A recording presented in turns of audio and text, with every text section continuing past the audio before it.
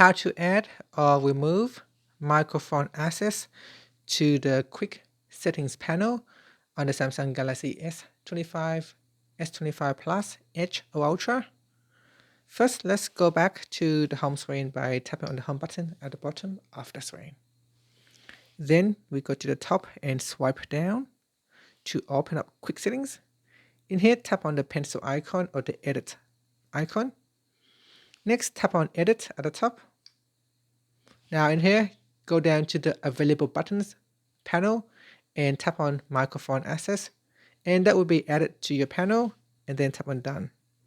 And that's it. Now if I tap on done again, now if I swipe down to open up my quick settings shortcuts in here, I can now quickly turn on or turn off microphone access and then block.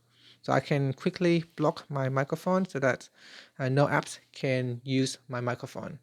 If I want to grant microphone access again, I can simply open up the quick settings panel and then open it again to expand this shortcuts, and then tap on microphone access to allow access to microphone. And that's it. Finally, tap on the home button to return back to the home screen. Thank you for watching this video. If you find it helpful, please like and subscribe to my channel for more videos.